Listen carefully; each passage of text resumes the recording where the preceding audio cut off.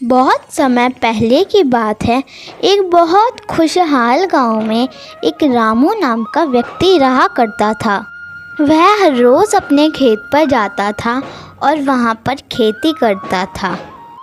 तो एक बार क्या होता है कि वह खेत में टमाटर लगाता है। ते ही कुछ दिनों बाद बहुत तेज़ बारिश होने लगती है, जिसकी वजह से उसकी फसल खराब हो जाती है और फिर वह बहुत दुखी होता है। और फिर ऐसे ही वह अगले महीने अपनी फसल फिर से लगाता है, पर इस बार भी उसकी फसल खराब हो जाती है और वह बेचारा खेती नहीं कर पाता।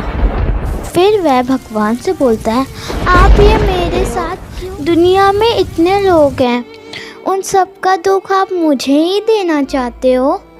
मैंने ऐसा क्या किया है भगवान जो आप मुझे इतनी बड़ी सज़ा दे रहे हो?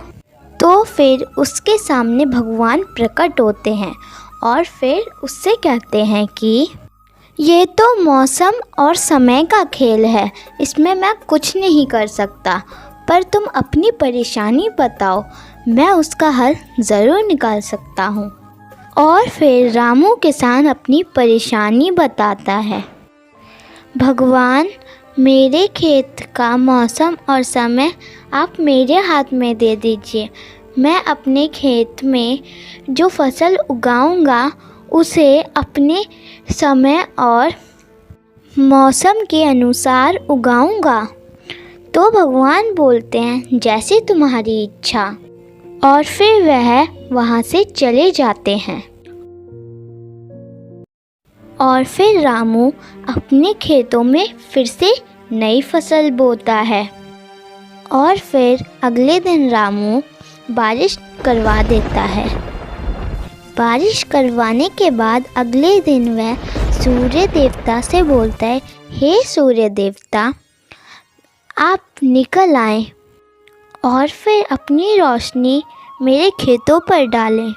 और फिर ऐसे ही 3 महीने बीत जाते हैं और अब आती है फसल काटने का वक्त आ जाता है। और फिर रामू जब अपने खेतों में फसल काटने जाता है, तब वह देखता है कि फसल में टमाटर तो लगे ही नहीं। रामू यह देखकर दुखी हो जाता है और फिर रोने लगता है और बोलता है कि भगवान, अब मैंने क्या गलती कर दी जो आपने मुझे इतनी बड़ी सज़ा दी?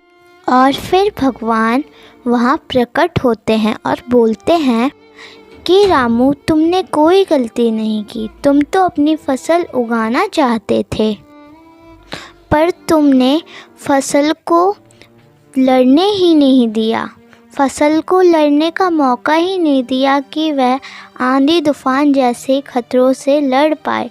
इसलिए तुम्हारी फसल में टमाटर नहीं उगे। अब तुम्हें पता चला कि कितनी कठिनाई होती है इस सब में। और फिर रामू ने भगवान से क्षमा मांगी और फिर भगवान वहाँ से चले गए।